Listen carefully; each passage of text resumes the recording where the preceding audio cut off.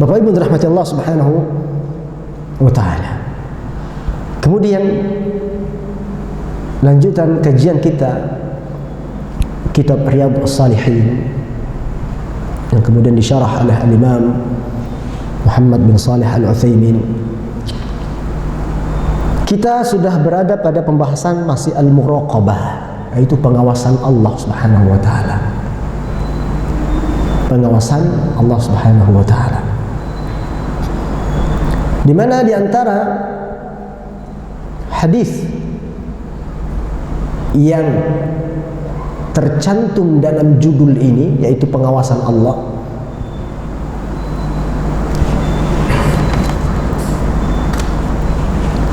dari salah seorang sahabat Abu Ya'la Shaddad bin Aus radhiyallahu ta'ala anhu, dari Nabi sallallahu alaihi wasallam qala, Rasulullah sallallahu alaihi wasallam bersabda, al-kayyisu man dana nafsahu wa amila lima ba'dal maut,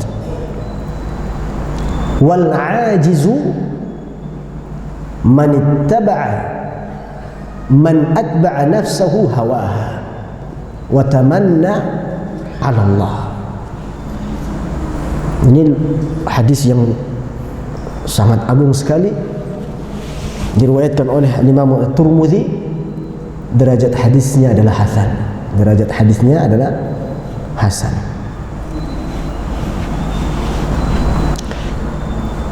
Rasulullah sallallahu alaihi wasallam bersabda, al-kayyisu man dana nafsahu wa amila ba'dal maut. Al-kayyisu di sini artinya al-hazimul ladzi yagtanibul furas wa yattakhidhu li nafsihi al-haytata hatta la yafuta alaihi al-ayyam wal layali fayadhi'. Al-kayyis artinya di sini adalah orang yang cerdas. Orang yang cerdas. Orang yang memiliki akal sehat.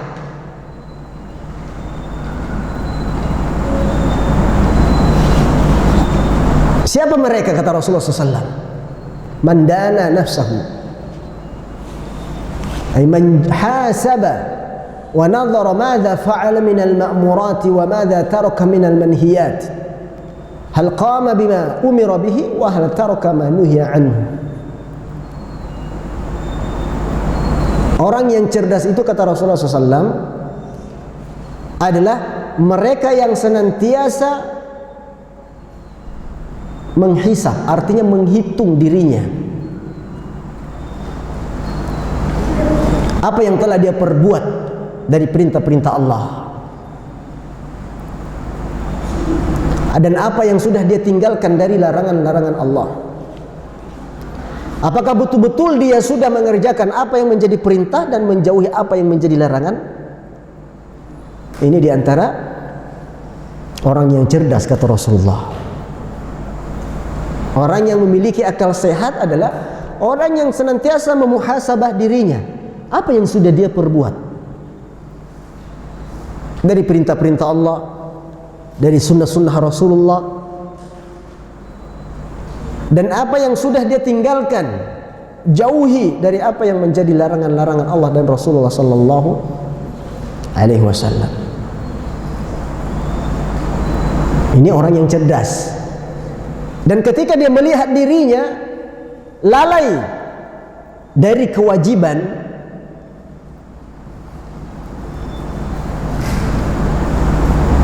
maka dia segera melakukan ketaatan kepada Allah Subhanahu wa taala.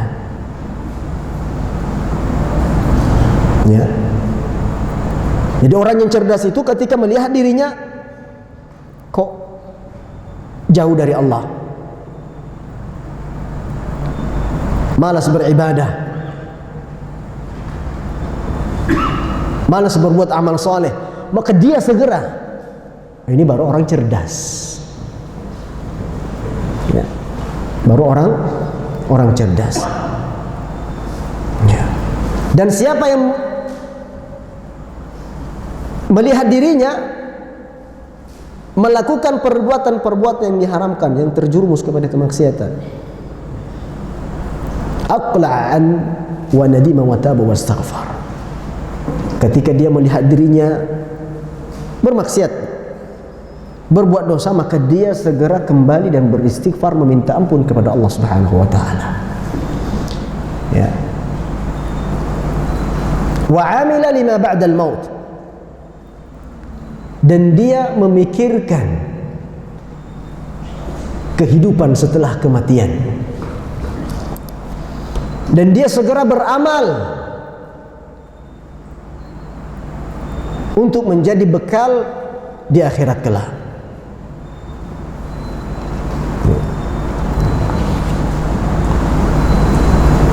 Yani amila lil akhirah. Orang yang cerdas, orang yang beramal untuk akhiratnya. Ini baru dikatakan orang cerdas. Jadi tidak hanya memikirkan dunia saja. Ya. Tapi yang cerdas itu adalah orang yang memikirkan kehidupannya setelah kematian, yaitu akhirat kelak. Ya, dan hari akhirat ini pasti datang dan hak, benar adanya. Wa annal insana ya'malu lima ba'dal maut. Li'annahu fi hadhihi dunya marun biha mururan. Ya. Dan orang yang cerdas itu adalah orang yang berusaha beramal yang bermanfaat untuknya di akhirat kelak. Berusaha beramal yang akan menolongnya nanti setelah kematian. Karena dunia ini akan berjalan dengan cepat. Cepat, Pak. Ya. Dan ini adalah tanda-tanda hari kiamat. Sebagaimana Rasulullah pernah bersabda, la taqumu sa'atu hatta yataqarrabuz zaman. Tidak akan terjadi hari kiamat sampai nanti orang-orang akan merasa semakin cepatnya waktu berlalu.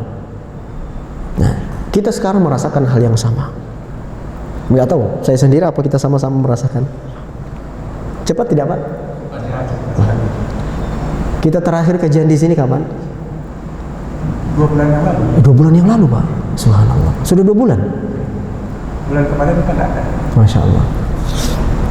Luar biasa. Ya.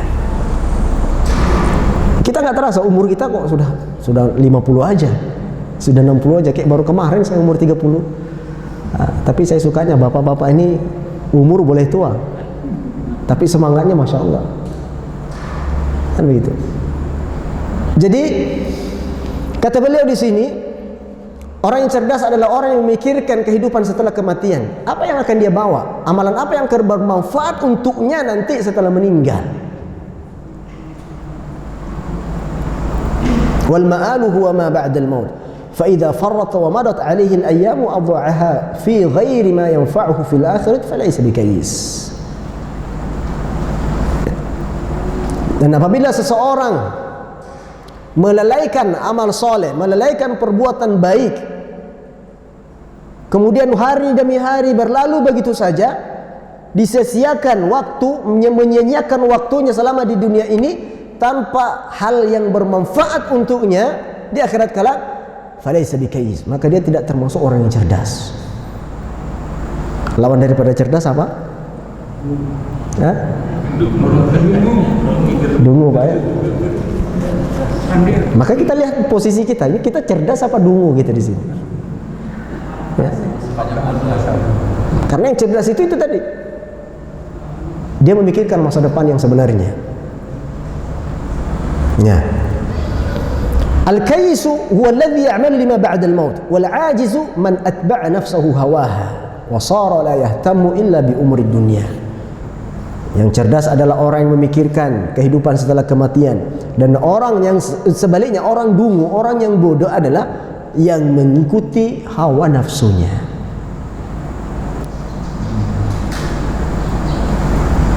Yang akhirnya tidak melakukan sesuatu di dunia ini kecuali untuk dunia saja.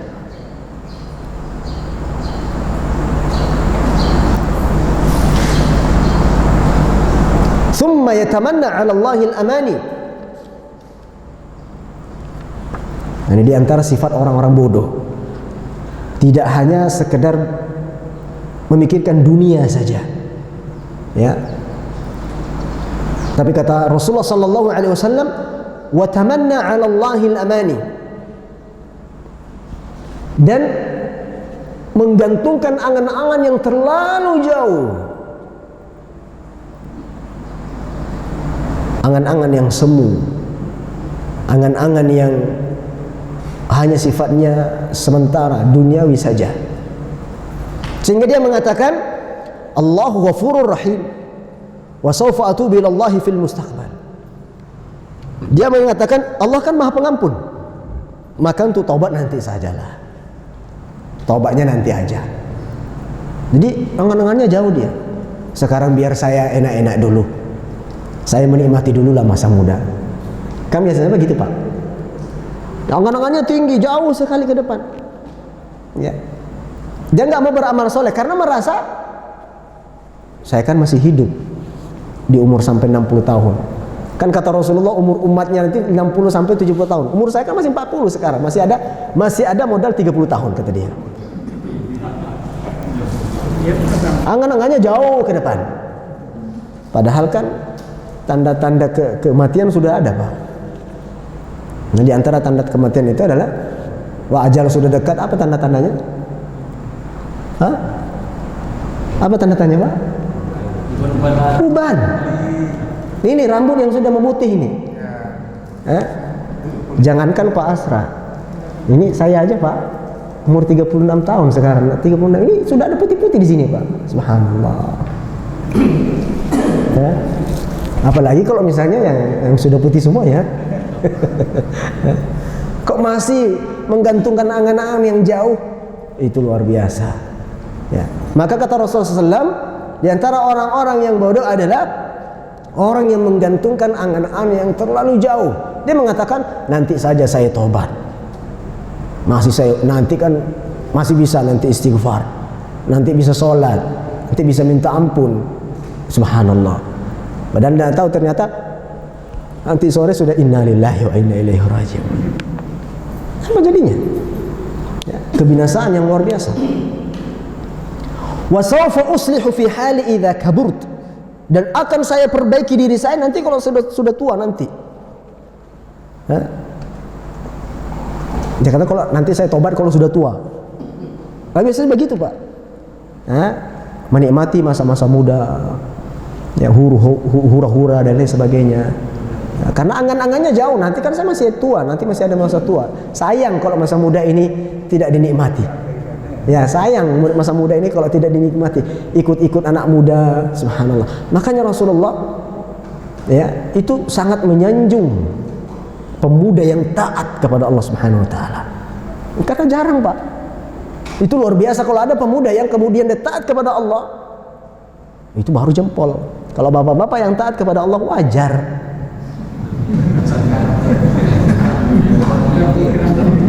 Itu sangat wajar sudah. Memang seharusnya begitu.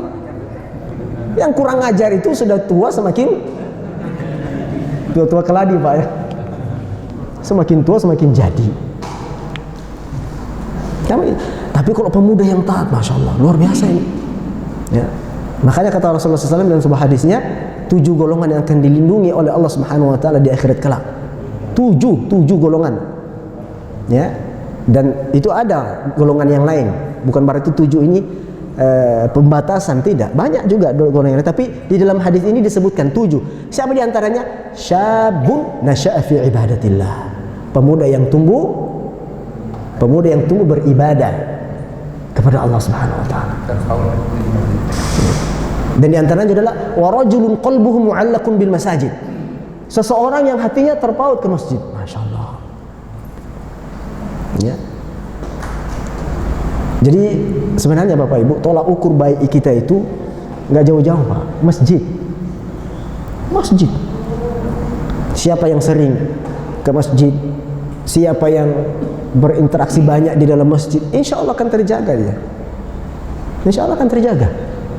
Karena Rasulullah SAW mengatakan, hati yang terpaut di dalam masjid akan dinaungi oleh Allah Subhanahu. Kemudian pemuda yang tumbuh taat kepada Allah Subhanahu Wa Taala juga orang yang akan dinaungi oleh Allah Subhanahu Wa Taala. Karena kenapa? Masa muda, Pak. Ya. Jadi setan juga semangatnya itu luar biasa. Tidak sama semangatnya setan itu menggoda antara yang muda dan yang tua. Yang muda ini akan lebih dahsyat godaannya. Kalau yang tua-tua kan ya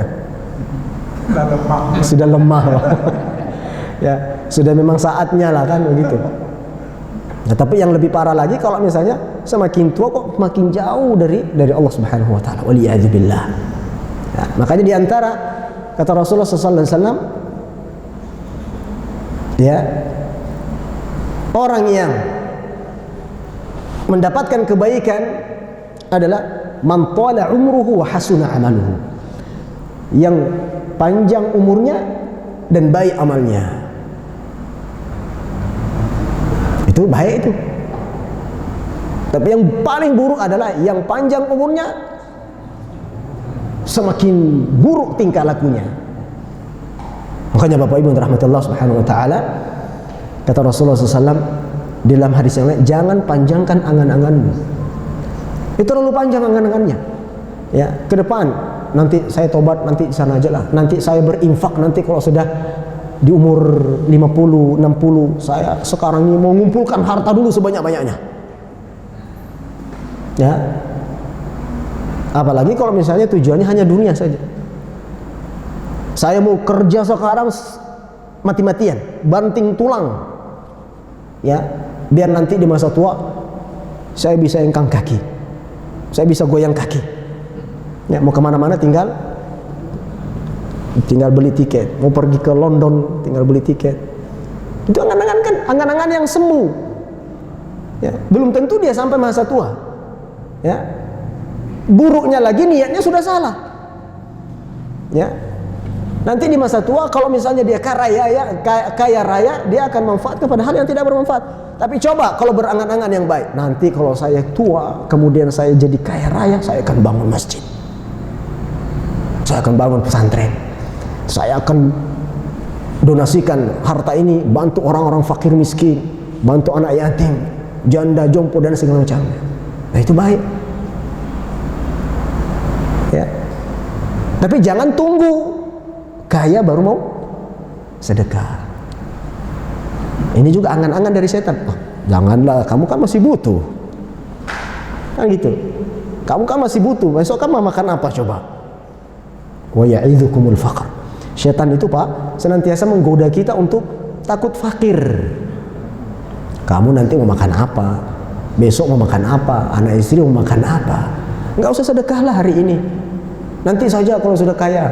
Ini setan ini, Pak. Makanya kalau ada godaan yang begini nih, langsung tepis itu. Ya, langsung berinfak, langsung bersedekah. Ya. Dan sebaik-baik sedekah itu kapan? Ketika masa sulit, Pak. Kita susah. Ternyata ada juga saudara kita yang lebih susah. Kita kasih, itu luar biasa. Nilainya itu tidak sama dengan kalau kita kaya berinfak dengan orang yang seadanya tapi dia juga mampu berinfak. Ya. Sehingga dikatakan bahwasanya orang yang punya uang misalnya 100.000 dinar, diinfakkan 100 dinar, sisa berapa? Hah?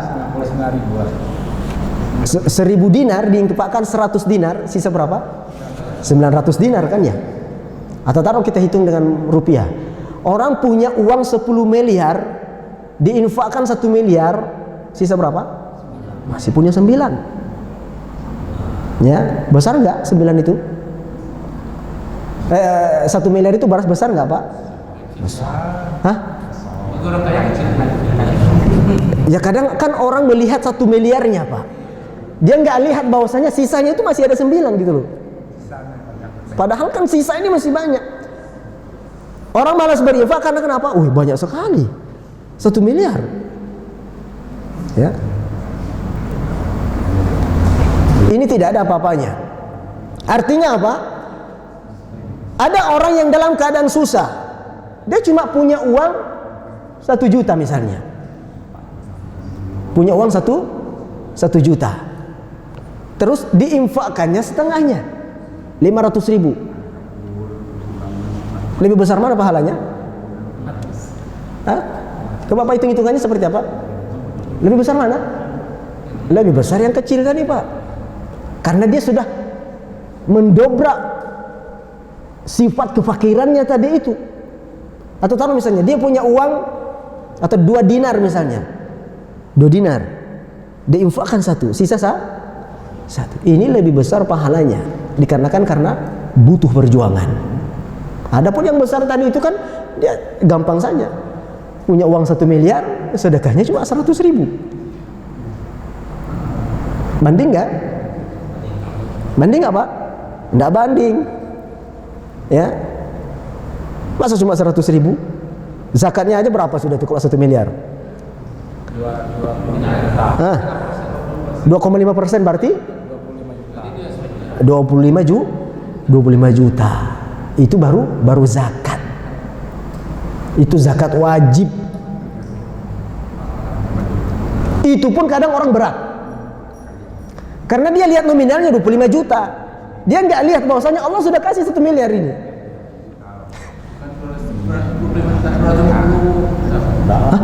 Enggak Pak. 1 miliar 2,5%-nya berapa? 25 juta. Kena motor NMAX 1 Pak. Kan ya? Subhanallah. Itu pun kadang orang sudah melihat nominal 25 juta besar sekali ini.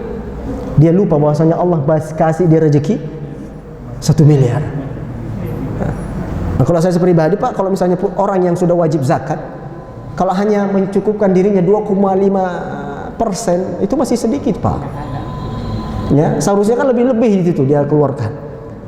Coba 10%, masih banyak nggak sisanya? Dikeluarkan 10%, masih banyak nggak sisanya? Oh, banyak. 1 miliar 10%-nya cuma 100 juta. Masih ada 900 juta. Ya, tapi itulah manusia. Kadang digoda oleh setan untuk takut miskin. Takut miskin. Bismillahirrahmanirrahim. Alhamdulillahi rabbil alamin. Hamdan katsiran thayyiban kama yuhibbu rabbuna wa yardah. Allahumma salli wa sallim ala nabiyyina Muhammad wa ala alihi wa ashabihi wa man tabi'ahum bi ihsan ila yaumiddin. Allahumma bika amsayna wa bika asbahna wa bika nahya wa bika namutu wa ilayka nushur. Allahumma inna nas'aluka khayra ma fi hadhihi al-lailah wa khayra ma ba'daha wa na'udzu bika min sharri ma fi hadhihi al-lailah wa sharri ma ba'daha. Allahumma ma amsa bi min ni'matin aw bi ahadin min khalqik فمنك وحدك لا شريك لك فلك الحمد ولك الشكر. اللهم إنا نسألك العفو والعافية في الدنيا والآخرة. اللهم عافنا في بدننا وعافنا في سمعنا وعافنا في بصرنا. اللهم إنا نسألك العفو والعافية. Para hadirin dan hadirat kaum muslimin dan kaum muslimat yang dirahmati Allah Subhanahu wa taala. Alhamdulillah, puji syukur kepada Allah. Baru saja kita menyelesaikan salah satu kewajiban kita, yaitu melaksanakan salat asar secara berjamaah. Semoga Allah Subhanahu wa taala senantiasa menerima amal ibadah kita. Amin, Allahumma amin.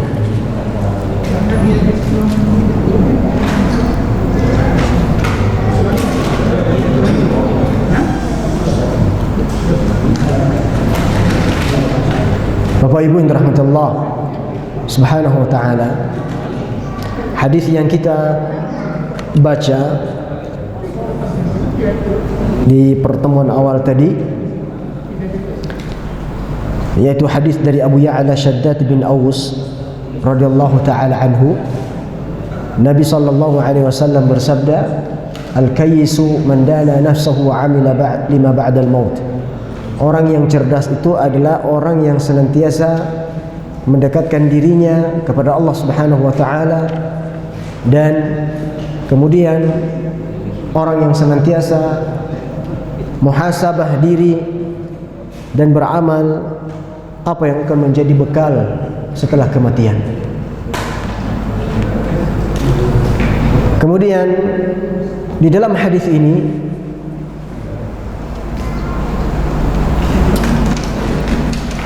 Al-hathu ala intihazil furus, perintah untuk memanfaatkan waktu sebaik-baiknya, dan agar tidak menyia-nyiakan waktu yang Allah Subhanahu wa taala berikan kepada kita semua, agar tidak memanfaatkan waktu yang Allah berikan kepada kita kepada sesuatu yang diharamkan dan dibenci oleh Allah Subhanahu wa taala. Wa an yad'al kasal wat tahawun wat tamanni, dan agar menjauhkan diri dari sifat malas,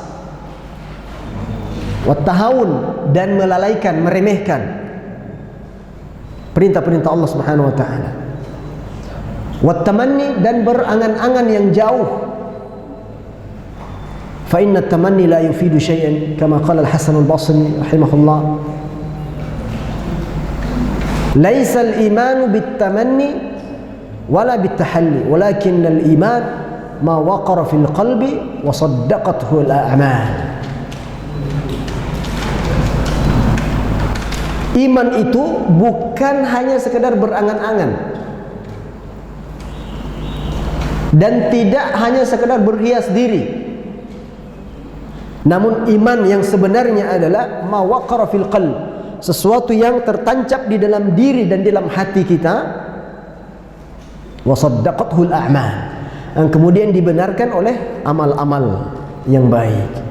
Itu baru namanya iman. Jadi kalau hanya sekedar berangan-angan, ya, itu bukan iman, kata beliau Al-Hasan Al-Basri. Fa'alaina ayyuhal ikhwatu an nantahiza al-fursata fi kulli ma yuqarribu ila Allah min fi'li al-awamir wa ijtinabi an-nawahi. Oleh karenanya, wahai saudaraku semuanya, hendaknya kita mendekatkan diri, memanfaatkan waktu yang ada untuk mendekatkan diri kepada Allah Subhanahu wa taala dengan mengerjakan apa yang diperintahkan dan menjauhi apa yang dilarangnya, agar supaya kita kelak menghadap kepada Allah Subhanahu wa taala dalam keadaan yang baik, dalam keadaan yang sempurna, yaitu dalam keadaan beribadah dan bertaqarrub kepada Allah Subhanahu wa taala. Nas'alullah an yu'inana wa iyyakum ala dzikrihi wa syukrihi wa husni ibadati. Kata beliau, dan semoga Allah Subhanahu wa taala senantiasa memberikan kepada kita pertolongan untuk mengingat, bersyukur, dan agar senantiasa diperbaiki amal-amal ibadah kita. Baik, kemudian hadis berikutnya dari Abu Hurairah radhiyallahu taala an. Qala Rasulullah sallallahu alaihi wasallam, Rasulullah sallallahu alaihi wasallam bersabda, min husnil islamil mar'i tarkuhu ma la ya'ni. Hadis hasan, rawahu at-Tirmidzi wa ghairuhu. Hadisnya hasan dan diriwayatkan oleh Imam at-Tirmidzi dan lainnya. Dalam hadis ini Rasulullah sallallahu alaihi wasallam bersabda yang artinya, min husnil islamil mar'i tarkuhu ma la ya'ni. Di antara baiknya keislaman seseorang adalah meninggalkan sesuatu yang tidak ada manfaatnya. Ini adalah salah satu tolak ukur baik atau tidaknya keislaman seseorang. Apa tolak ukurnya? Kata Rasulullah SAW, min husnil islamil mar'i tarkuhu ma la ya'nihi. Dia meninggalkan sesuatu yang tidak ada manfaatnya untuk dia. La lid dunya wa la lil akhirah. Tidak ada manfaatnya untuk dunia, apalagi tidak ada manfaatnya untuk akhirat. Ya. Jadi sesuatu yang tidak ada manfaat untuk dunia, tidak ada manfaatnya untuk akhirat, dia tinggalkan, dia jauhi. Ya.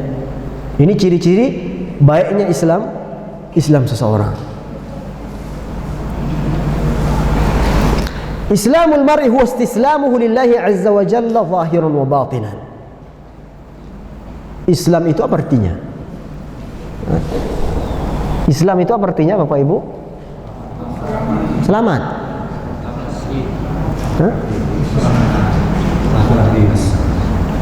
Islam. Aslama yuslimu. Apa artinya aslama yuslimu? Islam. Ya. Kalau bahasa, secara bahasa aslama yuslimu, contohnya misalnya aslamal aduwu, musuh. Kalau begini apa artinya? Menyerah. Menyerah. Artinya aslamal adu, musuh telah menyerah. Artinya pasrah dia. Nah, ini secara bahasa. Islam istislamu wanqiyadu wal khudu'i lillahi azza wa jalla. Islam itu artinya adalah kita berserah diri hanya kepada Allah Subhanahu wa taala. Kemudian tunduk dan patuh terhadap norma-norma dan nilai-nilai agama yang ada di dalam agama Islam. Itu makna Islam. Artinya berserah diri sudah. Apa yang menjadi aturan di dalam agama, dia siap menerima. Sami'na wa ta'ana. Itu namanya Islam. Zahiran wa batinan. Secara zahir dan secara batin. Jadi luar dalam betul-betul kita pasrahkan diri kita kepada agama Islam. Apa yang menjadi perintah Allah kita kerjakan, apa yang menjadi larangan Allah kita tinggalkan. Ya. Atau dalam kalimat yang lain, sami'na wa ta'ana. Kita mendengar dan kemudian kita taat. Nah, fastislamul 'abdi li rabbih bi islahi 'aqidati wa islahi qalbihi. Dan di antara bentuk Islamnya seseorang, artinya pasrahannya seseorang terhadap agama ini adalah dengan memperbaiki akidahnya dan memperbaiki hatinya. Ini tugas utama kita sebenarnya. Tatkala kita sudah mengatakan saya Islam, saya Muslim, maka dia harus berusaha bagaimana supaya akidahnya itu benar. Karena inilah pokok dan pondasi utama akidah, keyakinan, keimanan, dan memperbaiki hatinya. Wa dzalika bi an yakuna mu'minan bi kulli ma yajibu al-imanu bihi ala ma sabaqa fi hadits Jibril. Ya. Jadi muslim itu Bapak Ibu, yang diperhatikan itu adalah akidahnya.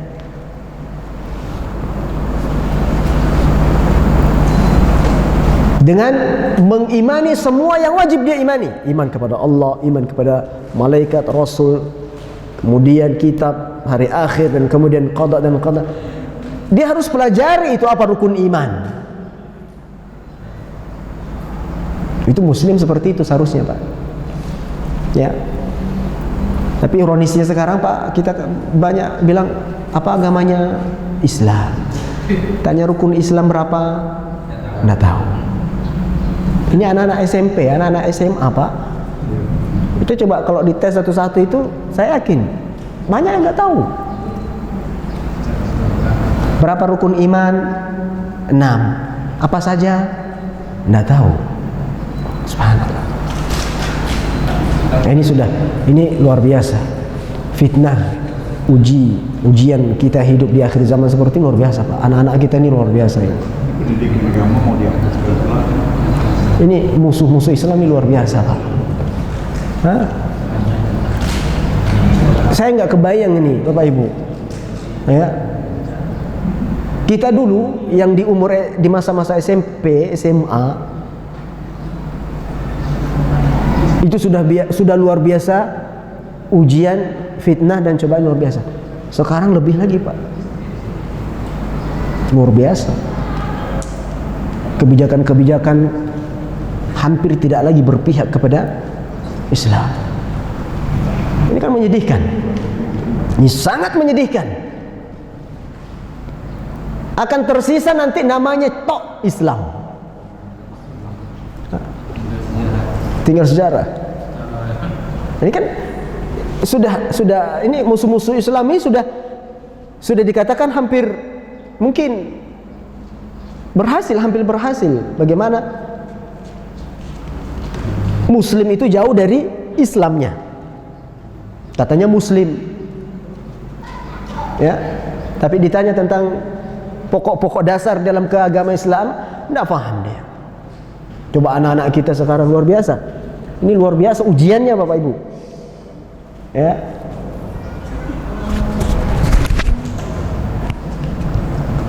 Saya tidak membanggakan dan tidak merekomendasikan berlebih-lebihan.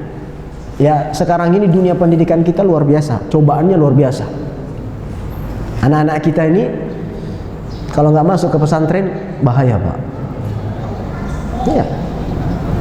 Ini pergaulan di luar sana itu, ya, itu anak SMA sekarang itu, waduh, bahaya itu, Pak. Ya. Anak-anak kecil sudah bisa mengakses semua informasi yang ada. Subhanallah. Hah? Daring. Ya, daring ini apa namanya? PR juga buat kita semuanya. Ya. Adanya daring. Ya, akhirnya anak-anak ini hampir 2 tahun ini Pak tidak belajar. Betul tidak? Namanya daring, tapi nggak bakal sama antara daring dan offline. Daring apa nggak daring aja anak susah menerima, apalagi kalau hanya di depan laptop. Kadang daringnya 1 jam, mainnya 3 jam. Ketawa Fadil. Kan begitu. Apalagi dengan aplikasi-aplikasi HP ini Pak, ya. Aplikasi TikTok. Ada TikTok nggak? Siapa yang tahu TikTok? TikTok itu nggak tahu ini kebetulan apa enggak. Kalau dilihat dari kamus bahasa Arab, ada namanya kamus bahasa Arab yang terlengkap. Tidak ada lagi kamus bahasa Arab di dunia yang paling lengkap daripada nama kamus ini. Namanya kamusnya Lisanul Arab, lidahnya orang Arab. Judul bukunya, judul kamusnya. Di situ ada pembahasannya. Ternyata tuk atau tik. Kalau Bapak Ibu buka, itu apa artinya di situ? Ini nggak tahu secara kebetulan atau enggak. Yang membuat aplikasi ini di situ maksud dia sesuaikan dengan maknanya di dalam bahasa Arab atau hanya sekedar kebetulan saja? Kita nggak tahu ada makna lain. Tapi di dalam bahasa Arab, di dalam kamus bahasa Arab, TikTok ini apa artinya? Ahmaq. Apa artinya ahmaq? Bodoh. Bodoh. Nah, kita tidak mengklaim secara umum ya semua apa yang ada dalam TikTok itu buruk, karena ada juga yang baik. Tapi coba sekarang anak-anak muda ini dipakai untuk apa coba? Aplikasi ini dipakai untuk apa? Untuk joget sendiri, Pak. La haula wala quwwata illa billah. Ya, mungkin bapak-bapak yang tidak megang Android nggak paham ini. Nah, tapi ini yang terjadi. Ya, buka aplikasi TikTok, apalagi anak-anak muda-muda sekarang, wah itu luar biasa. Entah bagaimana bentuknya, putus urat malunya. Ini kan tanpa nggak disadari, kadang nggak sadar ini adalah program untuk menghancurkan agama Islam, menjauhkan Muslim dari agamanya. Apa yang tersisa dari sana? Apa yang bisa diharapkan dari pemuda-pemuda nanti yang seperti ini? Ya, hilang sudah urat malunya. Ya, tidak pakai jilbab dan segala macamnya, kemudian joget-joget di depan layar, kemudian merasa senang dan seterusnya. Begitu diharapkan jadi calon ibu. Itu nanti diharapkan jadi calon. Dia tentunya akan malu sendiri nanti. Ya. Kalau masih punya malu ya. Karena kalau orang sudah nggak punya malu, beda cerita. Makanya kata Rasulullah, "Idza lam tastahi fasna' ma syi'ta." Kalau kamu sudah nggak ada rasa malu, maka kerjakan apa yang kamu mau kerjakan. Nah, maka Bapak Ibu yang dirahmati Allah Subhanahu wa taala, di sini dikatakan di antara baiknya keislaman seseorang yaitu dengan meninggalkan sesuatu yang tidak bermanfaat. Yang tidak ada manfaatnya banyak. Yang tidak bermanfaat banyak. Apa contohnya, Pak? Hah? Ngota-ngota. Tanda kutip, Pak. Kalau ngotanya baik boleh. Ngotanya ilmu baik. Nonton sinetron. Bagus, Pak. Nah, biasanya ini ibu-ibu biasanya suka nonton sinetron. Saya nggak tahu. Mudah-mudahan jamaah ibu-ibu kita tidak suka sinetron ya. Apa manfaatnya, Pak? Saya tanya dulu. Apa manfaatnya nonton sinetron? Apa? Ngabisin waktu. Bermanfaat apa enggak? Dapat pahala apa enggak? Nggak ada, Pak. Coba ngabisin waktu baca Quran, baca buku, kerja. Kan lebih bermanfaat. Ini nonton sinetron, hafal dari episode pertama sampai episode 150. Tiap hari. Akhirnya kalau ketemu sama teman-temannya yang diceritakan itu, Pak. Nah, kadang aneh-aneh juga nih ibu-ibu kadang nih. Ya. Nah, sekarang main HP. Nah, tapi kalau main HP-nya bermanfaat tidak masalah. Nah, tapi kalau misalnya hanya untuk sekedar posting-postingan, upload sana upload sini, tidak ada manfaatnya ya. Tapi kalau misalnya untuk bekerja, untuk dengarkan kajian, untuk cari makalah-makalah yang bermanfaat ya, belajar, itu kan baik ya.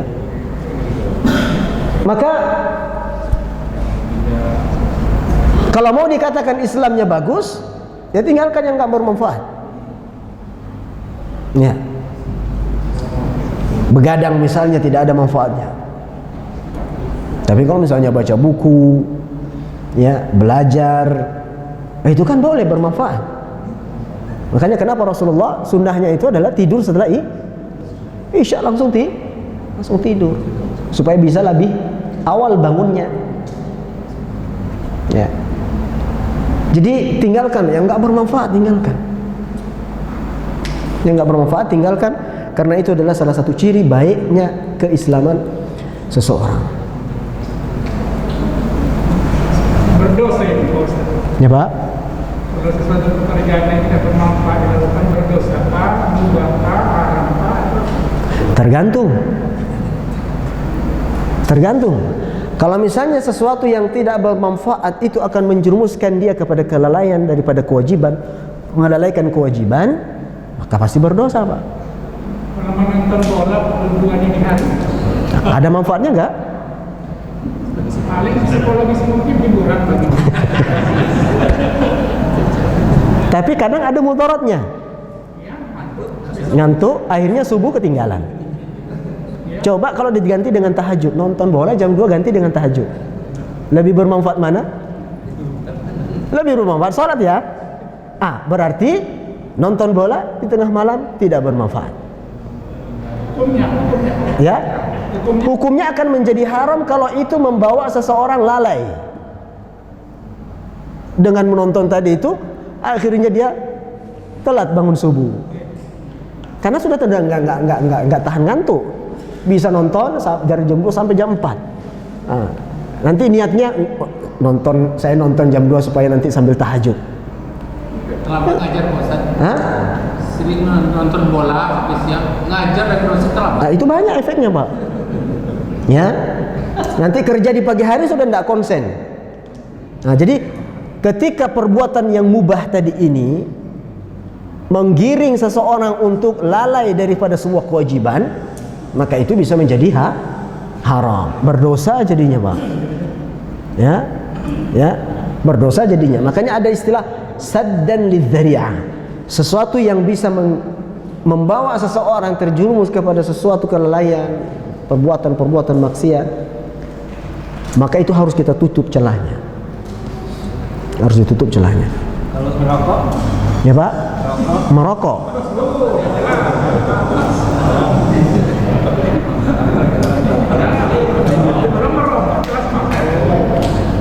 Pak Imam, Pak Haji Urdin, merokok apa manfaatnya, Pak? Nah, inilah subhanallah. Bapak Ibu, ya Subhanallah. Coba kita sedikit membuka akal pikiran kita sendiri. Ya. Karena naluri manusia itu punya jiwa sifat baik. Itu manusia itu begitu, Pak. Ada jiwa baiknya. Seburuk-buruknya orang itu pasti ada nilai-nilai kebaikan dalam dirinya. Nah, rokok misalnya, apa manfaatnya? Hah? Nggak ada manfaatnya. Jelas sekali, Pak. Hukumnya haram. Yang mengatakan boleh itu ya perokok. Karena dia suka, karena dia nggak bisa meninggalkannya, karena dia menikmati.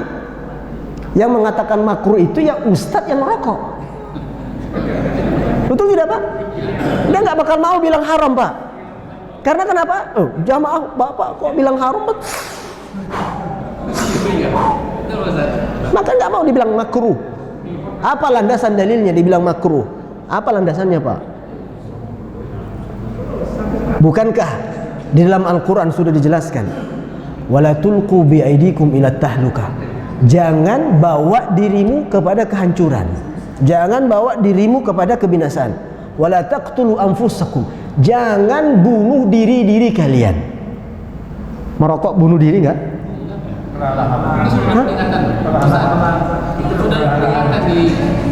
Ya kan rokok sendiri yang bilang merokok membunuhmu. Hah? Bukan nggak dibaca, Pak. Kadang bacaannya tuh dipegang supaya nggak nampak sama dia. Luar biasa ini, Pak. Ya. Apa manfaat rokok? Subhanallah. Apa manfaatnya? Ada manfaat, Pak. Apa? Ada kawan ngomong membantu petani tembakau. Subhanallah. Kalau merokok pikirannya nggak jalan. Ya. Kalau nggak merokok pikirannya nggak jalan. Kalau nggak merokok pikirannya nggak jalan. Memang dasar otaknya buntu, Pak. Ya masa rokok dibilang inilah setan ini luar biasa ini. Dan mohon maaf, Pak. Mohon maaf, saya katakan orang yang paling bodoh itu adalah orang yang merokok. Kenapa bodoh? Sudah jelas-jelas membunuhmu, masih aja dihisap. Apalagi sekarang, bukan hanya sekedar rokok membunuhmu. Kalau dulu kan hanya sekedar merokok dapat menyebabkan impotensi, jantung. Apa sekarang? Kanker. Itu sudah hampir hilang. Langsung di-cut membunuhmu. Masih aja dihisap. Subhanallah.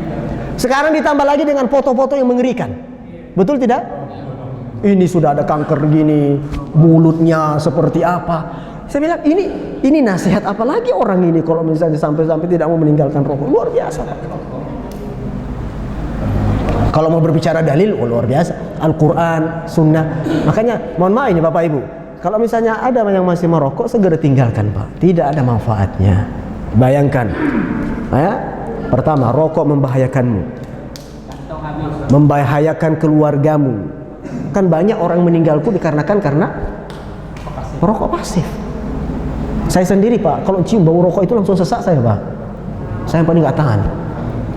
Langsung sesak, pusing kepala saya. Sudah mencelakakan dirinya, mencelakakan lagi orang lain.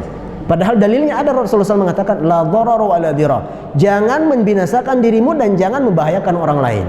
Rokok dua-duanya enggak? Dua-duanya. Kena sudah. Nah, kemudian apa? Habiskan harta. Masya Allah. Rokok satu bungkus berapa harganya, Pak? Makan duit. Sekarang 25.000. 25.000. 30.000. Subhanallah. 30.000. Taruh misalnya satu bungkus 30.000. Satu bungkus satu hari. Berarti satu hari 30. Itu yang normal. Yang satu bungkus satu hari yang normal. Yang tidak abnormal itu 3 bungkus sekali. Masya Allah. Berarti itu artinya mati bakar. Ada orang mati bakar ya. Belum habis bakar pakai rokok baru lagi. Nggak pakai pencis lagi dia, Pak. Allah musta'an. Ya, makanya kita ada ajak orang-orang yang masih merokok ini coba berpikir yang sehat lah. Berpikir sehat lah, Pak. Ya, kalau misalnya rokok itu baik, nggak tahu dari segi mana baiknya. Ya. Yang lainnya, seandainya kalau rokok itu baik, Pak, kalau itu rokok baik, kita akan jadikan sebagai oleh-oleh. Ada nggak pernah dari luar kota, dari safar, bawa oleh-oleh rokok untuk anak istrinya? Ada nggak?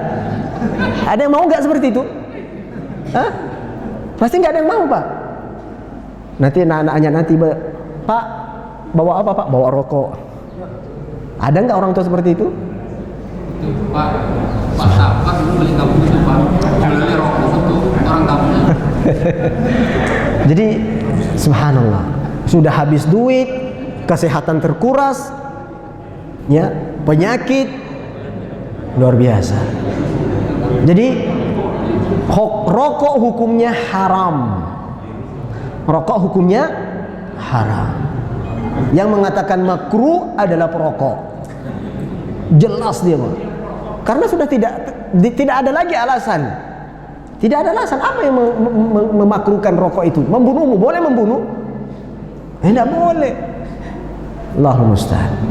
Nah, ini salah satu hal yang tidak ada bermanfaat, Pak. Hah? Yang lagi Pak Ustaz, orang yang terkaya di Indonesia ini namanya Robert Budi Hartono, pemilik PT Jalur. Dan dia tidak merokok. Pemiliknya saja tidak merokok. Kita dibodoh-bodohi, Pak. Sudahlah habis harta kita, kemudian sehat terkuras, kesehatan terkuras, membahayakan, datangkan penyakit, dosanya berlipat ganda. Nah, kalau kita bahasa tadi di Amalia, bahasanya dosanya itu bertumpuk-tumpuk, Pak. Ya, bertumpuk-tumpuk, dosa membahayakan diri, dosa membahayakan orang lain, dosa mencelakakan diri, dosa mubazir, menghambur-hamburkan harta kepada sesuatu yang tidak ada manfaatnya. Pemiliknya pada saya, Pak. Ya? Pemiliknya, oh jelas berdosa. Jelas berdosa. Ya, masalahnya bukan orang Islam yang punya, Pak. Ya, mengkonsumsi Muslim. Ya. Jual rokok juga tidak boleh. Tidak boleh, Pak. Pak Ustaz, Ya. tapi di satu sisi negara itu salah. Karena pendapatan secara nasional itu 200 T dari nikotin tembakau. Nah, itulah karena Mestinya pemerintah yang melakukan. itulah yang menyebabkan kenapa negara kita selalu carut marut seperti ini. Karena hasilnya juga sudah tidak bagus.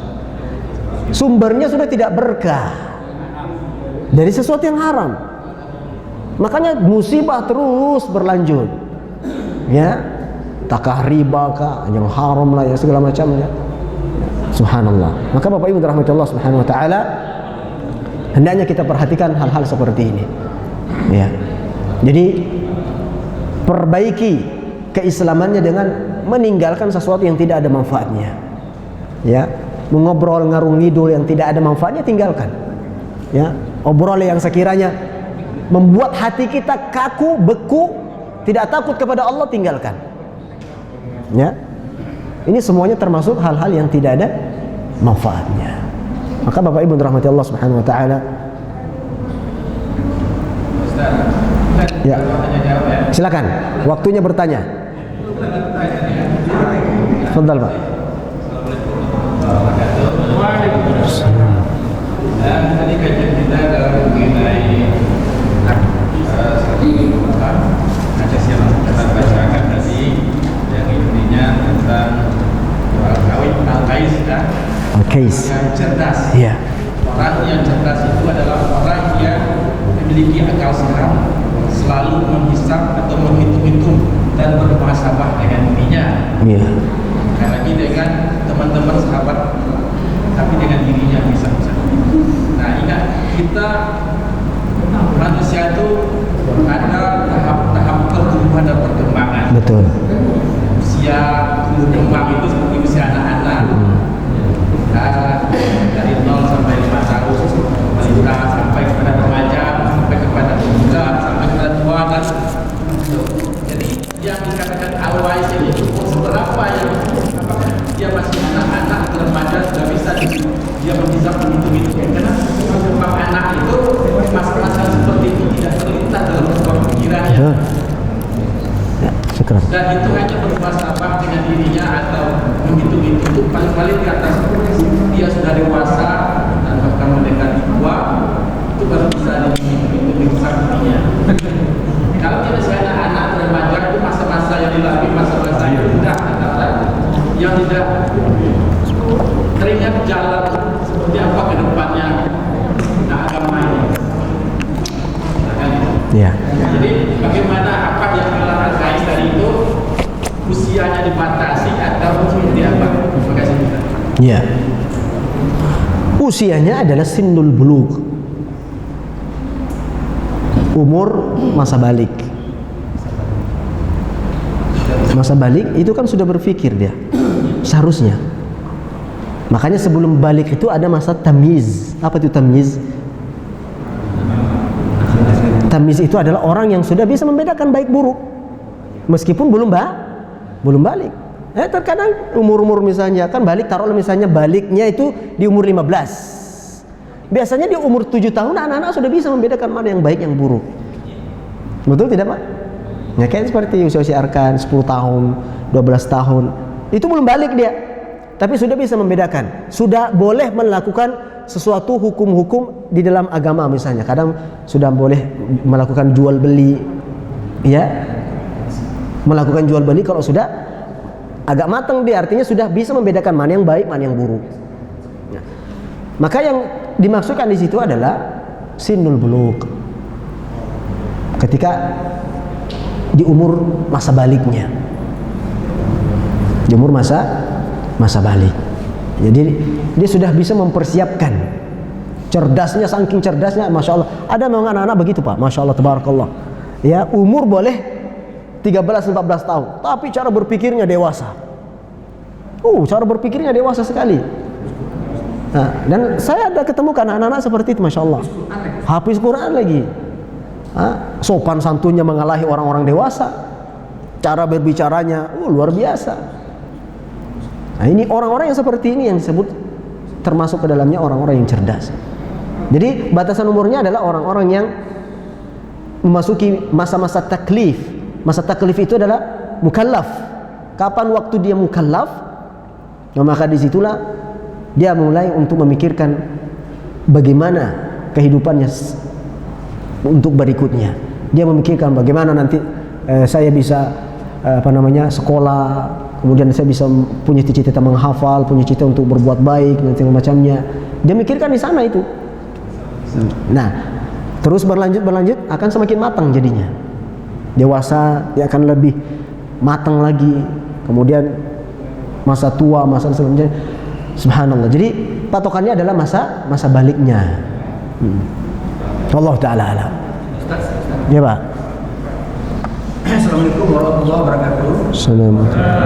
Atas kesempatan yang jelas tadi kita yang berpuasa itu kita ada yang Al-Quran. Dan Al-Quran kan itu ada yang fa'ilah wallazina amanu minkum wallazina utul ilma derajat. Ya. Pertama yang jelas itu yang derajat diangkat itu beriman dulu. Betul. Ya, ada orang yang beriman. Nah, dalam beriman jelas kita sudah ini menuntut ilmu akidah. Kemudian yang dinaikkan derajat oleh Allah itu adakah asbabul nuzulnya? Ilmu yang mana? Apakah ilmu dunia yang tidak ada hubungan dengan akhirat? Ya? Apakah untuk ilmu akhirat? Yang kedua, bagaimana ciri-ciri kita menuntut ilmu kepada seseorang? Terkadang banyak kita menuntut ilmu sesat. Benar. Iya, betul. Saya pernah mengalami, Ustaz. Dianggap ini bagus, ini warak, ini. Setelah kita ikut pengajiannya, ternyata sesat. Allah musta'an. Nah, jadi apakah ada ciri-ciri bagaimana kita memilih katakanlah guru supaya kita yakin itu tidak sesat? Terima kasih, Ustaz. Barakallah fi. Pertanyaannya bagus, Bapak ini, beliau. Pertanyaannya Masya Allah. Yang pertama, di dalam Al-Quran, dalam surat Az-Zariyat, Allah Subhanahu wa taala, Asy-Syariyat Al-Mujadalah, di situ dikatakan yarfa'illahu alladhina amanu minkum walladzina utul ilma darajat. Allah akan mengangkat orang-orang yang beriman di antara kalian dan orang-orang yang berilmu. Ya, Allah akan mengangkat derajatnya. Ketika dua ini sudah ada pada diri seseorang, maka insya Allah akan mulia di mata Allah Subhanahu wa ta'ala, yang biasanya juga mulia di mata manusia, iman dan ilmu. Makanya di sini pentingnya untuk menuntut ilmu, di mana Allah di sini menggandengkan antara ilmu dan iman. Ilmu dan iman. Nah, pertanyaannya, ilmu yang bagaimana yang Allah Subhanahu wa taala angkat derajatnya? Di sini ada ulama, ada perbedaan beberapa ulama tentang penafsiran ilmu yang mengangkat derajat seseorang. Yang pertama, ilmu yang mengangkat derajat seseorang, mayoritas ulama mengatakan adalah ilmu berkaitan tentang agama. Ilmu agama. Dalilnya sebagaimana sabda Rasulullah sallallahu alaihi wasallam, "Man yuridillahu bihi khairan yufaqihu fid din." Siapa yang Allah kehendaki baginya kebaikan, seseorang yang Allah kehendaki untuk menjadi baik adalah yufaqihu fid din. Allah akan faqih. Faqih itu artinya faham. Fikih artinya faham. Yufaqihu akan Allah fahamkan tentang apa? Ad-din. Apa artinya din? Agama. Maka para ulama mengatakan yang dimaksud dengan ilmu yang akan mengangkat derajat dan harkat martabat seseorang di sini adalah ilmu agama. Ilmu agama. Namun ada juga beberapa segelintir ulama yang mengatakan ilmu yang mengangkat derajat seseorang di sini juga termasuk ilmu dunia. Dengan syarat ketika ilmu itu menghantarkan dirinya takut kepada Allah.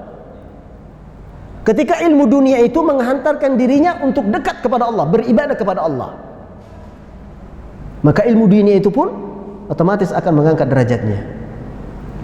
Tapi kalau ilmu dunia yang lain, kalau tidak digandengkan dengan agama dan tujuannya ke Allah, maka tidak termasuk, maka mudarat. Contoh misalnya dokter kan ilmu dunia, betul tidak? Betul. Dokter misalnya, dia setelah belajar, apalagi misalnya spesialis bedah, itu kan semuanya dipelajari, bentuk badan manusia, bagaimana merangkainya, ya dipelajari. Ini di dalam perut ini ternyata ada usus yang panjangnya berapa meter, Pak? Itu kan luar biasa itu. Ya. Kemudian setelah dia pelajari, berpikir dia kuasa Allah. Luar biasa memang Allah ini. Luar biasa. Dengan ilmu bedahnya tadi ini, akhirnya dia semakin dekat sama Allah, semakin mengagungkan Allah Subhanahu wa taala, semakin meyakini keberadaan Sang Khalik yang maha luar biasa, yang maha besar, yang maha pencipta dan lain sebagainya. Maka ini akan mengangkat derajatnya. Contoh kecilnya juga misalnya ilmu astronot. Kan banyak tuh astronot yang masuk Islam, Pak. Banyak ilmu astronot yang sampai ke bulan sana, ke angkasa sana, ya. Dan itu kan bukan orang-orang bodoh itu, orang jenius, orang pintar, orang yang bisa sampai ke sana itu, ya, luar biasa.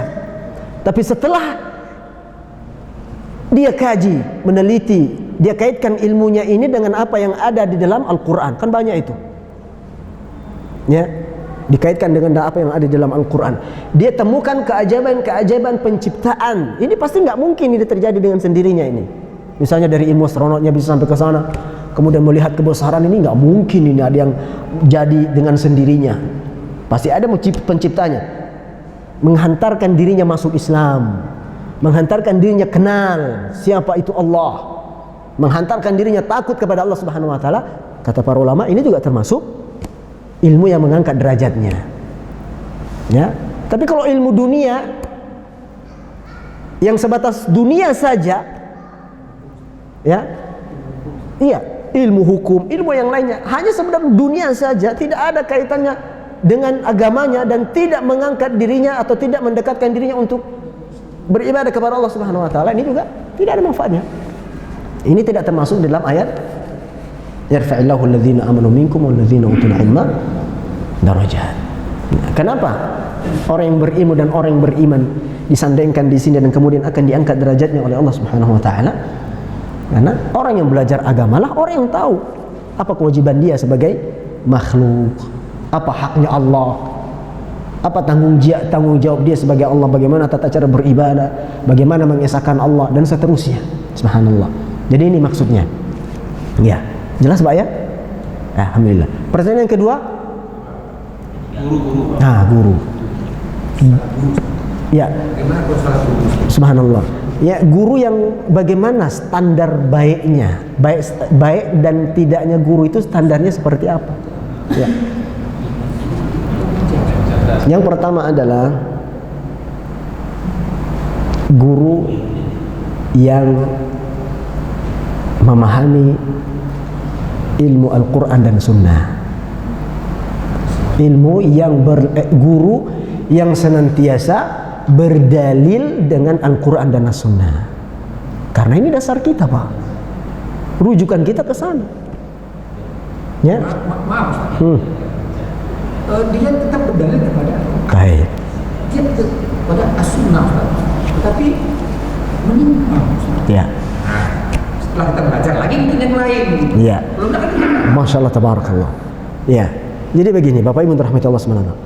Guru yang berlandaskan, guru yang referensinya, rujukannya adalah Al-Quran dan As-Sunnah. Cukup? Belum. Belum cukup. Ya. Terus apa lanjutannya? Adalah guru yang berusaha memahami Al-Quran dan As-Sunnah sesuai pemahaman para salafus saleh, para sahabat Rasulullah, bukan pemahaman diri sendiri. Ya, karena apa jadinya agama? Makanya itu Pak, kenapa sesat? Karena dia tidak memahami seperti apa yang dipahami para sahabat. Kan itu sudah jelas apa pemahaman sahabat tentang hukum ini. Sudah ada. Dan sahabat ini Bapak Ibu, manusia terbaik, sudah direkomendasikan oleh Allah dan Rasulnya. Apa kata Rasulullah? Khairun nasi qarni. Khairun nasi qarni. Thumma alladhina yalunahum, thumma alladhina yalunahum. Sebaik-baik manusia itu adalah di zamanku. Itu para sahabat. Jadi kalau mau beragama, mau cari guru yang benar adalah mereka yang berpegang teguh dengan Al-Quran dan Sunnah. Bukankah Rasulullah SAW mengatakan, Man ya'ish minkum fasayara ikhtilafan katsiran. Siapa yang hidup nanti kalian setelah meninggalku, kata Rasulullah, dia akan melihat perbedaan yang sangat banyak. Banyak perbedaannya. Apa yang terjadi sekarang? Alaikum bisunnati. Ini bukan saya yang berbicara, Pak, Rasulullah. Maka hendaknya lah kalian berpegang teguh dengan sunnahku wa sunnatil khulafa'ir rasyidin al-mahdiyyin, dan sunnahnya para sahabat-sahabatku. Kenapa Rasulullah merekomendasikan para sahabatnya? Karena dialah yang paling tahu dengan agama. Karena dia yang membersamai Rasulullah, dia yang memahami, dia yang menyaksikan turunnya wahyu. Para sahabat. Dan walillahil hamd, semua perkara-perkara agama ini semuanya sudah disampaikan oleh Rasulullah dan kemudian melalui para sahabat-sahabat. Kan kita baca hadis, makanya luar biasa, Pak. Itu hadis itu pun juga harus diseleksi. Ya, ini cara Allah menjaga agamanya adalah adanya, pertama, Al-Quran sudah jelas dijaga. Inna nahnu nazzalna dzikra wa inna lahu lahafizun. Kami yang menurunkan Al-Quran dan kami akan menjaganya. Makanya musuh-musuh Islam, seberapapun kuatnya usaha mereka untuk menyelewengkan Al-Quran, tidak bisa, Pak. Tidak bisa. Kenapa? Allah yang menjaganya. Nah, di antara penjagaan Allah adalah adanya ulama yang konsisten, yang berpegang teguh dengan Al-Quran dan hadis dan pemahaman sesuai dengan pemahamannya para sahabat. Coba bayangkan Bapak Ibu, ya. Oleh karenanya ulama itu kan paham tentang hadis-hadis ini dhaif, ada yang lemah, ada yang mungkar, ada yang palsu. Dan di situ Rasulullah sudah mewanti-wanti, man kadzaba alayya muta'ammidan falyatabawwa maq'adahu minan nar. Hati-hati kalian, wahai para dai, wahai para guru, menyampaikan hadis yang itu tidak datang dariku, kata Rasulullah, maka hendaknya dia persiapkan kursinya, bangkunya di api neraka. Itu ancaman besar. Makanya solusinya adalah bagaimana? Ya, guru yang berpegang teguh dengan Al-Quran dan As-Sunnah sesuai dengan pemahaman para salafus saleh, itu para sahabat. Dan itu alhamdulillah sudah bisa dipahami. Tafsir banyak sudah, Pak. Tafsir Imam Ibnu Katsir, Imam Qurtubi, Qatadah, dan banyak lagi yang lain. Dan banyak lagi yang lainnya. Apalagi Al-Imam Ibnu Sirin, salah seorang ulama, pernah berkata, ya, al-ilmu dinun. Ilmu itu adalah agama. Falyanzur ahadukum. Maka hendaknya di antara kalian melihat amman ya'khudhu dinahu. Dari mana dia ambil agamanya. Makanya itu Pak, kenapa ada dai-dai yang malah nampaknya bagus, dia berdalil dari Al-Quran dan As-Sunnah. Tunggu dulu, pemahaman siapa? Kalau nggak dibatasi dengan pemahamannya Rasulullah, masing-masing kita bisa berpahaman masing-masing. Beda kepala, beda pemahaman. Betul tidak? Jadi tidak ada rujukannya, tidak ada habisnya, tidak ada kepastian apa referensinya. Makanya Rasulullah batasi sunnahku dan kemudian sunnahnya para sahabat-sahabat Khulafaur Rasyidin, Abu Bakar, Umar, Ali, Utsman, Ali. Jadi seperti itu. Nah, itu cara mengetahui guru yang benar itu seperti apa, Pak? Kan begitu. Karena kalau nggak dibatasi seperti ini, berpotensi sesat kita, Pak. Memahami dalil secara sendiri, tidak ada landasan rujukannya. Apalagi kalau misalnya jelas-jelas ini pemahaman para sahabat, kemudian dia mengatakan ini pemahaman saya. Subhanallah, siapa kita dari para sahabat? Siapa pendapat kita kalau misalnya kemudian dibentur-benturkan dengan pemahamannya para sahabat? Maka kalau sudah ada dalil, tidak ada pilihan lain kecuali ikut dalil dari Al-Quran dan As-Sunnah, kemudian sesuai dengan pemahaman para sahabat bagaimana mereka memahaminya. Karena mereka lah yang lebih faham, Pak. Karena mereka yang lebih dekat dengan Rasulullah SAW. Kita ini sudah berapa jarak, Pak? Sudah berapa generasi ini? 1400 tahun yang lalu. Sudah berapa abad ini? Kira-kira berpotensi nggak semakin jauh? Sangat berpotensi. Maka solusi yang benar adalah kembalikan kepada asalnya, kembalikan kepada sumber dan muaranya, yaitu sesuai dengan pemahaman para sahabat. Ya, ada lagi, Pak? Ya, Barakallahu fiik. Wassalamualaikum. Ya. Ya, sedikit Pak Ustaz tadi supaya gurunya Ustaz. Ya. Kalau saya berpandangan Pak Ustaz, itulah pengajian organisasi Muhammadiyah. Ya. Kenapa? Ini Pak Ustaz. Kenapa? Organisasi ini sudah teruji, sudah lebih dari 100 tahun usianya. Dan hingga sekarang kita lihat tidak ada ajaran sesuatu yang disampaikan di organisasi Muhammadiyah itu, karena dalam pengajian-pengajiannya selalu berdasarkan Al-Quran dan Sunnah. Itu Pak Ustaz. Jadi Bapak Ibu yang dirahmati Allah Subhanahu wa taala, ya, selagi kalau dia berpegang teguh dengan Al-Quran dan As-Sunnah sesuai dengan pemahaman para sahabat, maka ambil ilmunya.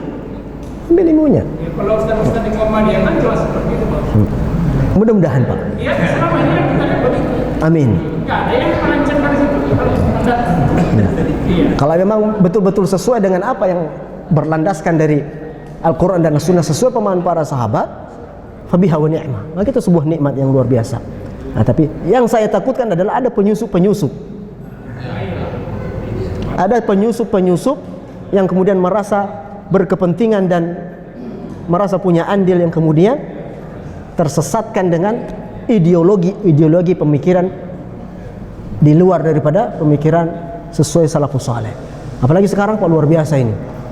Liberal, komunis, sekuler. Ini adalah Syiah, apalagi. Luar biasa. Ya, luar biasa. Ada pertanyaan Pak Ustaz ya. Tadi Pak Ustaz kan menyampaikan bahwa kita ini dituntut sebenarnya supaya kita ini berilmu. Ya. Dan nanti dengan berilmu itu kita sudah pasti beramal saleh. Nah, pertanyaan saya Pak Ustaz, apakah ada tuntunan dari Rasulullah bagaimana sebenarnya kiatnya agar seorang umat Islam itu lebih timbul kesadaran agar dia betul-betul dia bisa lebih kerja keras untuk itu. Iya. Ya. Jadi kiatnya maksudnya kiatnya bagaimana supaya? Nah, selama ini kita ketahui bahwa kita umat Islam ini kan masih kalah. Ya. Kalah kita dari umat-umat yang lain sebenarnya, seperti ilmu dalam perdagangan dan praktiknya. Indonesia ini Pak Ustaz, 80% kan dikuasai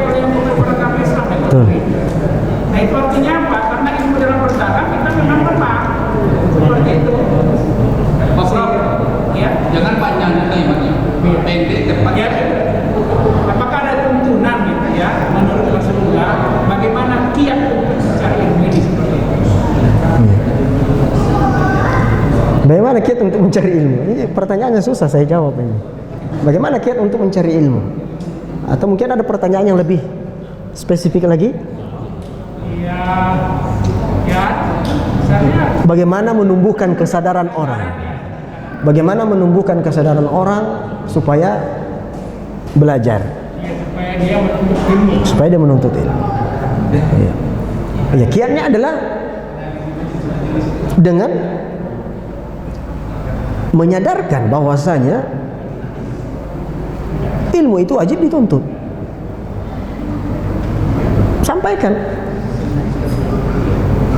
Dan masalahnya banyak orang yang sudah tahu wajib menuntut ilmu agama, tapi tetap malas, tidak mau. Itu sudah kita serahkan semua sama Allah Subhanahu Wa Taala.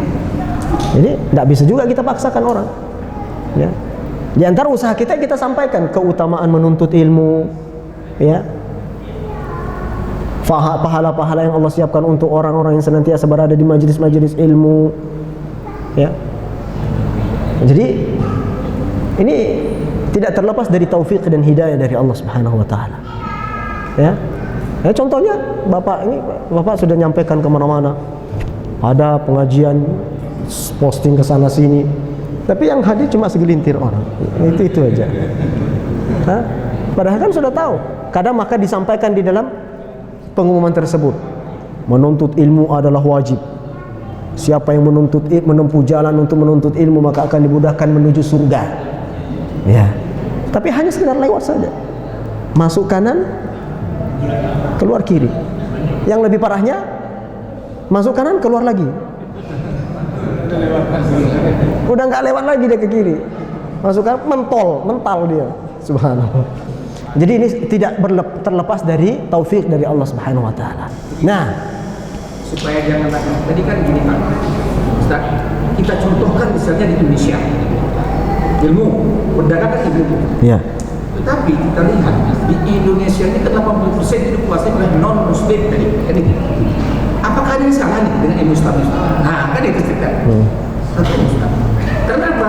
Kalau kita lihat, ya, kita baca dan kita dengar, itu katanya dalam Islam itu banyak kali haramnya, banyak kali tidak boleh ini. Sehingga kalau Cina kan segala halal sama kita. Orang itu segala halal. Nah jadi persaingan kan kalah. Apakah ini salah satu metode yang kurang tepat atau bagaimana Ustaz? ya. Karena kita tidak merasa bangga dengan ilmu yang ada di dalam agama kita sendiri. Tidak yakin dengan ilmu-ilmu yang ada di dalam agama kita sendiri. Itu penyebabnya kadang kenapa penerapan nilai-nilai norma-norma agama Islam, ilmu-ilmu yang ada dalam agama Islam tidak direalisasikan karena kita sendiri tidak merasa bangga. Ya, akhirnya coba, mohon maaf nih Pak, ilmu ekonomi itu orang-orang non-Muslim banyak mengadopsi dari ajaran agama Islam. Orang-orang Cina sekarang itu biasanya sudah lari ke bank-bank syariah sekarang. Itu banyak apa? Karena sistemnya yang bagus. Ya, kan enak tuh kadang. Ya, di mana di antara nilai-nilai bank-bank syariah itu, yang namanya syariah itu adalah misalnya tidak ada denda. Terlambatan itu tidak punya denda. Nah, mereka senang ini, wah, enak juga nih. Meskipun terlambat tidak ada denda. Mereka berbondong-bondong mengadopsi. Oh, ternyata ini. Nah, metodenya. Pada intinya, kenapa? Karena kita sendiri yang pertama tidak ada kesadaran untuk belajar. Lemah, rendah kesadaran kita untuk belajar. Maka tugas-tugas kita inilah Bapak Ibu sampaikan kepada anak-anak, belajar dan merasa banggalah dengan ilmu yang ada di dalam agama kita. Ya, ilmu-ilmu ekonomi, ilmu-ilmu pertanian dan kedokteran itu kan semuanya dulu Pak Islam yang unggul. Islam yang unggul. Banyak kan muslim semua ya penemu ilmu keilmuan ini. Tapi karena musuh-musuh Islam juga tidak tinggal diam. Akhirnya kita muslim sendiri tidak merasa bangga dengan ilmu yang ada di dalam agama kita. Nah, ini biasanya yang menyebabkan kemunduran, ya, kemunduran kaum muslimin secara umum yang terjadi di dunia ini. Tapi ada lagi satu lagi Pak, 5:30. Ya, Assalamualaikum warahmatullahi wabarakatuh. Nyambung dari bapaknya dari soal guru dia. Kalau saya pernah jadi saya bertanya pendapat Ustaz soal guru yang mempunyai silsilah, mempunyai tingkatan. Ini guru mempunyai guru lagi sampai ke Nabi Muhammad. Jadi guru ini menyampaikan ilmunya ke muridnya. Jadi apa yang dia sampaikan yakin. Jadi kalau ada kesalahan dia siap menanggung kesalahan tersebut. Misalnya salah haram atau apa, dia bisa menanggung. Soalnya dia pun begitu. Kalau dia salah, gurunya menanggung. Sampai ke Nabi Muhammad itu. Subhanallah. Menurut Ustaz, dia bersilsilah, ada silsilah ini dari Ustaz ini sampai ke Muhammad. Ya, artinya ilmunya punya silsilah atau dalam bahasa lainnya bersanad misalnya. Baik sebenarnya jika punya sanad, ada silsilahnya, ilmu ini saya dapatkan ilmu saya. Sebagaimana dalam ilmu hadis, ilmu qiraah dalam Al-Qur'an, itu kan ada sanad-sanadnya semua. Ya, ada sanadnya. Tapi menjadi pertanyaan adalah ilmu yang dia sampaikan kepada muridnya sesuai enggak dengan sunnahnya Rasulullah SAW, sesuai enggak dengan tuntunannya Rasulullah SAW. Jangan-jangan cuma klaim saja, jangan-jangan cuma pengakuan saja, ya bahwasanya ilmu ini ada sanadnya. Apa ilmunya? Kalau ilmunya ternyata bertentangan dengan hadis yang ada batil, ya. Contohnya? Kalau sesuai Pak, tapi ada sedikit yang melenceng. Ya. Dia siap menerima dosa itu, jadi Subhanallah. jadi ya, soalnya dia pun begitu, gurunya yang begitu juga kan. Apa yang saya sampaikan benar, kalau memang salah, saya siap menerima dosa saya. Ya tidak harus seperti itu. Ya, tidak harus seperti itu. Kenapa harus ada keluar kalau misalnya saya yang salah? Berarti Anda betul-betul merekomendasikan diri Anda bahwasanya saya ini betul. Ya. Makanya tolak ukurnya adalah lihat sesuai nggak dengan tuntunannya Rasulullah, sesuai nggak dengan dalil. Kalau nggak sesuai, itu bukan dari, itu jelas itu bukan, nggak sampai sama Rasulullah itu. Jelas itu pasti melenceng silsilahnya. Ya. Kalau sanad memang ada. Kalau sanad memang ada. Nah, tapi tidak perlu pula misalnya kita mentang-mentang punya sanad akhirnya mau meriwayatkan hadis sendiri. Tidak perlu lagi. Ya, misalnya hadis ini ada sanadnya sampai silsilahnya dari saya, kemudian dari guru saya, dari Imam Al-Arba'ah, kemudian dari Imam Bukhari dan para sahabat, ada sanadnya misalnya. Ya tidak perlu lagi. Ini saya riwayatkan hadis ini, rawahu Habibi misalnya. Nah, tidak perlu. Kan sudah ada imam-imam yang sudah terjamin keilmuannya. Kalau sudah dibilang Bukhari Muslim, ya sudah. Tidak ada lagi pertanyaan yang lain, ini betul apa enggak? Ya, jadi maksud saya seperti itu. Kalau misalnya silsilah ilmunya itu ya sampai kepada Rasulullah SAW, lihat dulu seperti apa ilmunya. Bertentangan enggak dengan sunnah Rasulullah? Itu sudah jelas tidak benar seperti itu. Tidak benar seperti itu. Ya. Ilmu-ilmu tarekat kan gitu ya. Tidak ada ilmu tarekat itu. Ilmu itu adalah ilmu yang datang dari Rasulullah SAW. Ilmu yang datang sesuai apa yang hadisnya ada, nggak dalilnya. Dan biasanya orang-orang seperti itu, ya banyak hadis-hadis yang dikesampingkan, banyak hadis-hadis yang dibuang, ya. Dan subhanallah, banyak yang bertentangan dengan sunnah-sunnah Rasulullah Sallallahu Alaihi Wasallam. Kan saya pernah dengar kalau kita memilih guru, kalau kita ikut guru tersebut, kalau membawa kita kebaikan, ikuti. Tapi kalau kita tetap itu maka jauhi. Ya. Ukuran baiknya seperti apa? Alhamdulillah, yang pertama tindakan kita terjadwal. Kan diajarkan bibir. berzikir dengan Allah ya. Jadi setiap kita berzikir, kita berzikir gituan. Nah, selesai itu setiap apa tindakan yang kita lakukan kita salah. Jadi kita terhindar dari itu. Ya. Tolak ukur baiknya tadi itu bukan tolak ukur kita. Tolak ukur baiknya guru adalah yang berpegang teguh dengan sunnah Rasulullah. Kalau dia menganjurkan ada amalan-amalan tertentu yang bertentangan dengan sunnah atau tidak ada contohnya dari Rasulullah, maka tidak baik. Baiknya adalah ketika sesuai dengan sunnah Rasulullah. Ya, sesuai dengan sunnah. Kan semua amalan itu kan sudah ada contohnya dari Rasulullah. Apa yang tidak ada contohnya misalnya? Zikir, sudah ada tata cara berzikir seperti apa. Apa zikir-zikir lapaknya sudah ada. Ya. Kalau misalnya membuka peluang untuk belajar kepada orang-orang yang tidak mau mencontoh Rasulullah, bakal tersesat. Dia akan berkreasi menciptakan zikir-zikir tertentu yang sudah tidak ada contohnya. Zikir ibadah atau tidak? Ibadah. Contohnya sudah ada dari Rasulullah SAW. Zikir apa yang Bapak mau? Semuanya, dari bangun sampai tidur ada semuanya zikirnya. Ya, sampai-sampai Bapak Ibu ada yang akhirnya karena dibuka peluang, dibuka kesempatan untuk ya berguru kepada seseorang, ya meskipun dia tidak berpegang teguh dengan sunnah, akhirnya amalan-amalan pun banyak jenisnya, ya sampai-sampai ada yang berzikir macam-macam Pak. Ya, biasanya kalau berzikir itu sampai harus bukan goyang lagi Pak. Ada yang saya lihat Umar luar biasa. Siapa mengajarkan zikir seperti itu? Memang baik, berzikir baik atau tidak? Baik, tapi ada caranya. Maka tolak ukur baik atau tidaknya sesuai enggak dengan sunnah Rasulullah. Kalau sesuai, itu baru yang baik. Karena tidak ada yang terbaik kecuali mencontohi Rasulullah. Tapi kalau mau mendatangkan sesuatu amalan yang tidak ada contohnya, sesat pasti. Pasti sesat. Meskipun tujuannya bagus, niatnya bagus.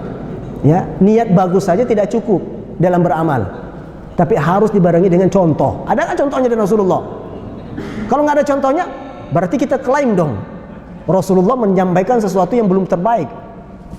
Ada sesuatu yang tidak baik Rasulullah sampaikan, masih ada yang ditinggalkan. Kalau misalnya membuka peluang seperti itu. Sampai ada yang berdoa atau berzikir misalnya.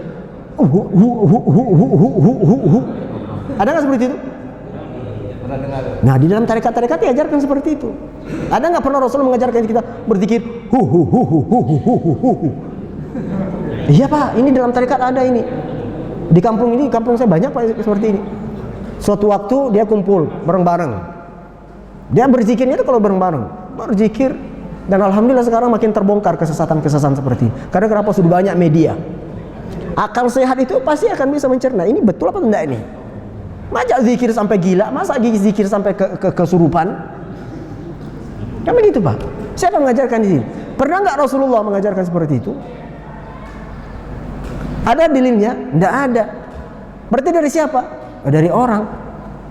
Berarti dia sudah tidak mengikuti Rasulullah. Padahal kan zikir sudah ada semua contohnya.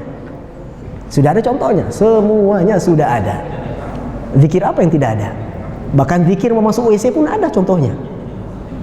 Keluar WC pun sudah ada dalilnya. Mau berhubungan badan sama istri sudah ada dalilnya. Zikirnya sudah ada. Terus kenapa menciptakan zikir-zikir yang lain yang berpotensi sesat dan menyesatkan?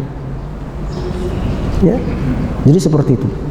Tolak ukur kebenaran adalah Al-Quran dan As-Sunnah sesuai dengan pemahaman para sahabat. Mau beramal soleh lihat dulu, ini ada dalilnya enggak?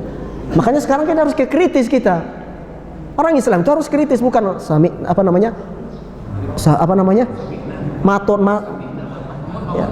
mangut-mangut saja. Dengar gurunya bilang begini, oh ya, harus kritis. Mana dalilnya? Kan kita diperintahkan untuk mencari ilmu, menuntut ilmu. Menuntut itu berarti cari. Ini ada amalan seperti ini. Tanyakan kepada gurunya, mana dalilnya? Afan Pak Yai, Afan Ustaz. Ya, ini amalan ini ada nggak dalilnya? Nah, kalau nggak ada, terus dari siapa? Dari kantong sendiri. Ada bisa Pak, luar biasa.